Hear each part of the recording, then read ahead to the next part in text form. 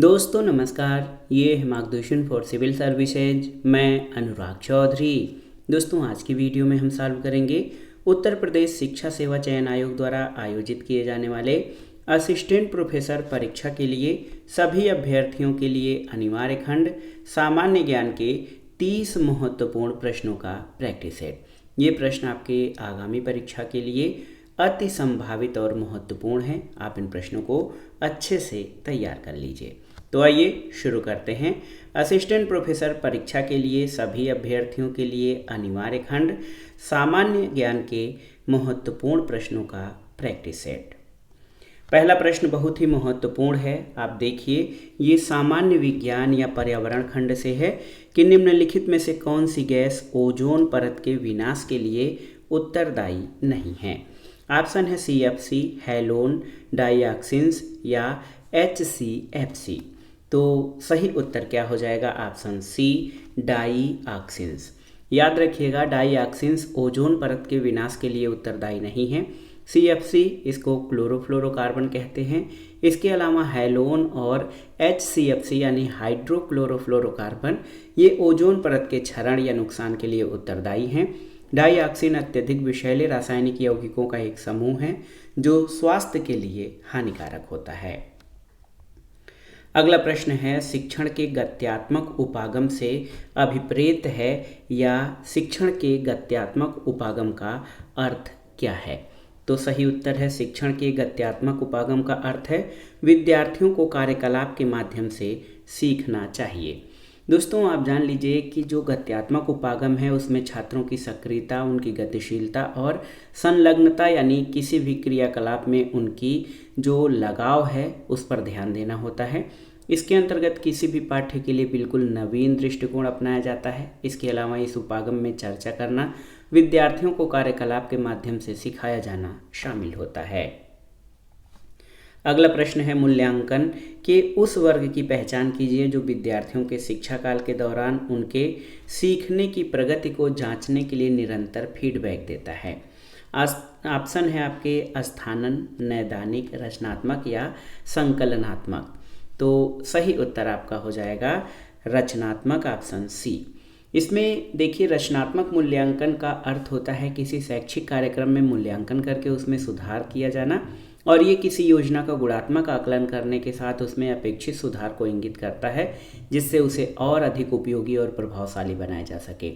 और इस तरह से इसके मूल्यांकन के द्वारा शिक्षकों और छात्रों दोनों को अपनी कमियों में सुधार का मौका मिलता है। अगला प्रश्न है, जब किसी उत्तरदाता को किसी प्रश्न के लिए संभावित उत्तर के चयन के लिए उत्तरों का एक सेट दिया जाता है तो इसे क्या कहा जाता है?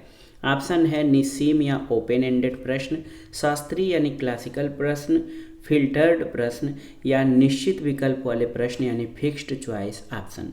तो सही उत्तर आप जान लीजिएगा, इसका उत्तर हो जाएगा निश्चित विकल्प वाले प्रश्न। जब किसी उत्तरदाता को किसी प्रश्न के लिए संभावित उत्तर के चयन के लिए उत्तरों का एक सेट दिया जाता है तो इसको फिक्स्ड चॉइस प्रश्न कहा जाता है। अगला प्रश्न है, किसी शोध परियोजना में उचित प्राचलिक परीक्षा का उपयोग करते हुए शोधकर्ता को निराकरणी परिकल्पना को निरस्त करने के साक्ष्य प्राप्त हो जाते हैं। ऐसा करने से किस प्रकार की त्रुटि होने की संभावना होती है?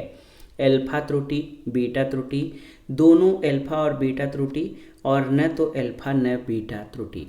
तो सही उत्तर है अल्फा त्रुटि, ऑप्शन ए। याद रखिएगा, जब शून्य परिकल्पना यानी जीरो हाइपोथेसिस स्वीकार किए जाने योग्य हो किंतु वो गलती से अस्वीकार हो जाए तो क्या होता है? इसमें प्रथम टाइप या टाइप 1 त्रुटि मानी जाती है जिसको अल्फा त्रुटि कहा जाता है। अगला प्रश्न है, संदर्भ ग्रंथ सूची और पाद टिप्पणी में शोधकर्ता प्रायः संक्षेपाक्षर या आईबिट का प्रयोग करते हैं जिसका अर्थ क्या होता है?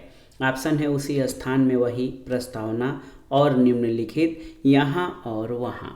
तो सही उत्तर है उसी स्थान में वहीं।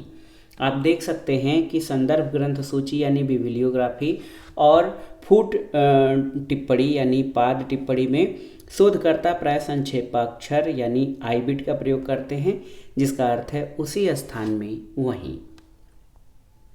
अगले प्रश्न पर आते हैं। महत्वपूर्ण प्रश्न है कि निम्नलिखित में से कौन सी अपशिष्ट पानी के शोधन की रासायनिक शोधन की प्रक्रिया है। ऑप्शन है तलछटन, निष्प्रभावीकरण या न्यूट्रलाइजेशन, वातन या अवशोषण। तो सही उत्तर ऑप्शन बी हो जाएगा, निष्प्रभावीकरण या न्यूट्रलाइजेशन। न्यूट्रलाइजेशन यानी निष्प्रभाकरण ये अपशिष्ट पानी के शोधन की रासायनिक शोधन प्रक्रिया है और इस प्रक्रिया में अम्ल और क्षार क्रिया करके लवण और जल का निर्माण करते हैं। तो ये है निष्प्रभावीकरण या न्यूट्रलाइजेशन। अगला प्रश्न है, नेत्रों में जलन किस प्रदूषक या पोल्यूटेंट के कारण होता है। ऑप्शन देखिए, सल्फर डाइऑक्साइड, ओजोन, पैन या नाइट्रस ऑक्साइड। तो सही उत्तर है पैन, यानी पैन का फुल फॉर्म होता है पैराक्सी एसिटिल नाइट्रेट। और ये जो हैं ये नेत्रों में जलन पैन नामक प्रदूषक के कारण होती है और ये द्वितीयक श्रेणी का प्रदूषक है। द्वितीयक प्रदूषक वो होते हैं जो प्राथमिक प्रदूषकों के आपसी अंतःक्रिया के कारण निर्मित होते हैं और पैन में ओजोन, सल्फ्यूरिक एसिड, नाइट्रोजन के ऑक्साइड और स्मॉग आदि शामिल हैं जो द्वितीयक प्रदूषक के अंतर्गत आते हैं। अगला प्रश्न है, कौन सा इंटरनेट पर एक सूचना स्थान है जहां दस्तावेज और अन्य संसाधन संग्रहित हैं। ऑप्शन है file explorer, world wide web, protocol या वेब ब्राउजर। तो सही उत्तर आपका हो जाएगा वर्ल्ड वाइड वेब यानी www। देखिए, वर्ल्ड वाइड वेब इंटरनेट पर एक सूचना स्थान है जहां दस्तावेज और अन्य संसाधन संग्रहित होते हैं। वेब ब्राउज़र ऐसा एप्लीकेशन सॉफ्टवेयर है जिसका उपयोग वेब पेज और वर्ल्ड वाइड वेब को नेविगेट करने में किया जाता है। अगला है, भारत ने सुपर कंप्यूटर परम का निर्माण किया है कहाँ पर, आपको वो स्थान बताना है। तो सही उत्तर है पुणे, यानी पुणे के CDAC centre for development of advance computing के द्वारा। पुणे स्थित CDAC यानी centre for development of advance computing, इसके द्वारा परम नामक सुपर कंप्यूटरों की श्रृंखला का विकास किया गया है। तो याद रखिएगा ऑप्शन डी आपका सही उत्तर है। अगला प्रश्न है, एक बाइट बनता है किससे। एक बाइट किससे बनता है। ऑप्शन है 1 बिट से, 4 बिट से, 8 बिट से या 10 बिट से। तो सही उत्तर है 1 बाइट 8 बिट से बनता है। कंप्यूटिंग के संदर्भ में बाइट डिजिटल सूचना की इकाई होती है। 1 बाइट 8 बिट के बराबर होता है जबकि 1 किलोबाइट 1024 बाइट के बराबर होती है। अगला प्रश्न है, देखिए बार बार परीक्षाओं में पूछा भी गया है और इसमें है ब्लॉग शब्द 2 शब्दों का संयोजन है। ये शब्द कौन से हैं आपको बताना है। तो सही उत्तर है वेबलॉग। देखिए, ब्लॉग एक प्रकार की व्यक्तिगत वेबसाइट है और जिसको डायरी की तरह लिखा जाता है। हर ब्लॉग में कुछ लेख, फोटो और कुछ बाहरी कड़ियाँ होती हैं। ब्लॉग लिखने वाले को ब्लॉगर और इस कार्य को ब्लॉगिंग कहा जाता है। ब्लॉग शब्द 2 शब्दों वेब और लॉग का संयोजित रूप है। अगला प्रश्न है, देखिए हार्ड प्रतियां किससे प्राप्त की जाती हैं। स्कैनर, स्पीकर, प्रिंटर या रिकॉर्डर।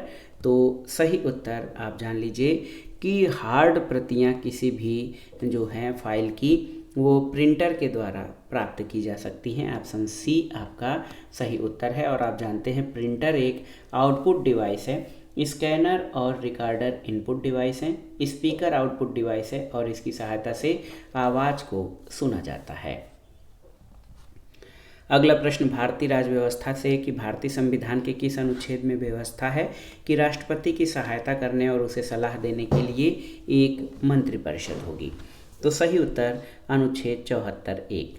आप जानते हैं कि भारतीय संविधान के अनुच्छेद 74(1) में ये व्यवस्था है कि राष्ट्रपति की सहायता करने, उसे सलाह देने के लिए एक मंत्रिपरिषद होगी जिसका प्रमुख प्रधानमंत्री होगा।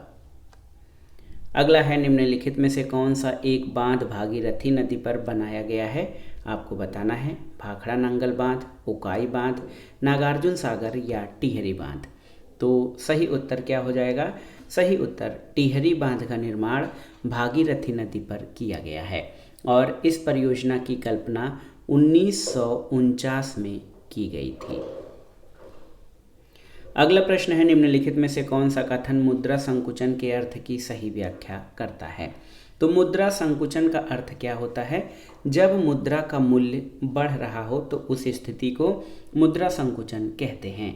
आप जान लीजिए, डिफ्लेशन के संदर्भ में सही कथन है कि मुद्रा का मूल्य बढ़ रहा है, और जब मुद्रा की मांग की अपेक्षा उसकी पूर्ति कम होती है, वस्तुओं और सेवाओं का उत्पादन बढ़ रहा हो, कीमतें गिर रही हों और मुद्रा का आंतरिक मूल्य बढ़ रहा हो, तो ऐसी स्थिति को मुद्रा संकुचन कहते हैं और इसे मुद्रा अपस्फीति भी कहा जाता है।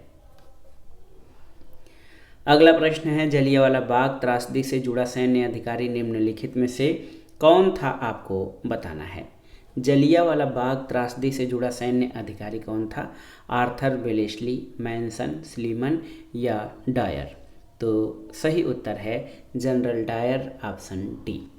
दोस्तों, आप जान लीजिए कि जलियांवाला की घटना, जलियांवाला बाग हत्याकांड 13 अप्रैल 1919 को घटित हुआ था और ये अमृतसर के स्वर्ण मंदिर के निकट जलियांवाला बाग में पंजाब के दो लोकप्रिय नेताओं डॉक्टर सैफुद्दीन किचलू, डॉक्टर सत्यपाल की गिरफ्तारी और ब्रिटिश दमन का विरोध करने के लिए वहां पर एक सभा का आयोजन किया गया, जिस पर जनरल डायर ने अकारण सभा में उपस्थित भीड़ पर गोलियां चलवा दी, जिसमें 1000 से अधिक निर्दोष व्यक्ति मारे गए और इस घटना को इतिहास में जलियांवाला बाग हत्याकांड के नाम से जाना जाता है। अगला प्रश्न है, निम्नलिखित में से कौन भारत के उपराष्ट्रपति नहीं थे? ऑप्शन है Fakhruddin Ali Ahmed, V Giri, doctor S Radhakrishnan या डॉक्टर जाकिर हुसैन? तो सही उत्तर फखरुद्दीन अली अहमद भारत के उपराष्ट्रपति नहीं रहे हैं। देखिए, फखरुद्दीन अली अहमद भारत के उपराष्ट्रपति के रूप में निर्वाचित नहीं हुए थे। उन्होंने वर्ष 1974 में भारत के राष्ट्रपति के रूप में पदभार ग्रहण किया और जो विकल्प में अन्य व्यक्ति हैं, आप जान लीजिए, V Giri, S Radhakrishnan, doctor Zakir Hussain, इन लोगों ने उपराष्ट्रपति पद को भी धारण किया है। अगला प्रश्न है, भारतीय राष्ट्रीय कांग्रेस की प्रथम महिला अध्यक्ष कौन थी? देखिए, ऑप्शन है इंदिरा गांधी, सरोजिनी नायडू, एनी बेसेंट और सुचेता कृपलानी। तो आप जान लीजिए कि एनी बेसेंट ऑप्शन सी आपका सही उत्तर हो जाएगा। एनी बेसेंट कांग्रेस की प्रथम महिला अध्यक्ष थी और ये अधिवेशन कब हुआ था? 1917 में कलकत्ता। 1917 में जो है कोलकाता अधिवेशन की अध्यक्षता श्रीमती एनी बेसेंट ने किया था और ये कांग्रेस की प्रथम महिला अध्यक्ष थी। इसके अलावा 1925 में कानपुर में हुए कांग्रेस अधिवेशन में प्रथम भारतीय महिला अध्यक्ष सरोजिनी नायडू को चुना गया था। ये आपके लिए दूसरा महत्वपूर्ण तथ्य है। अगला प्रश्न है, विश्व पर्यावरण दिवस 2024 की मेजबानी किस देश ने किया था? आपको बताना है। तो सही उत्तर सऊदी अरब। देखिए, वर्ल्ड इन्वायरमेंट डे प्रतिवर्ष 5 जून को मनाया जाता है। 2024 में इसकी मेजबानी सऊदी अरब ने किया और इस वर्ष का विषय यानी 2024 का विषय भूमि पुनर्स्थापन, मरुस्थलीकरण और सूखे से निपटने की क्षमता है।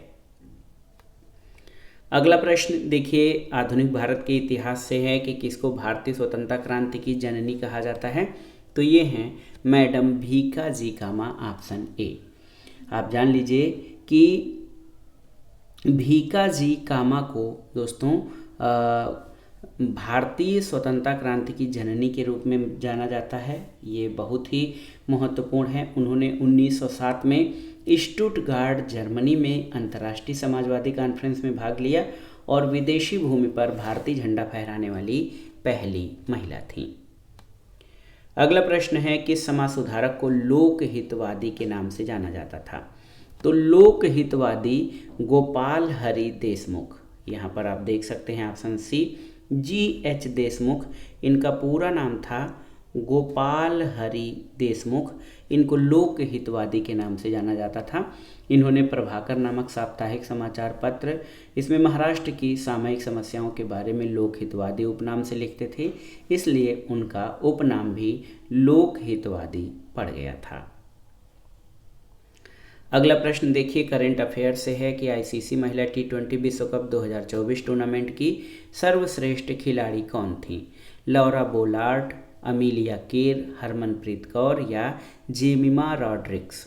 तो सही उत्तर आपका हो जाएगा अमीलिया केर। ऑप्शन बी सही उत्तर है, याद रखिएगा।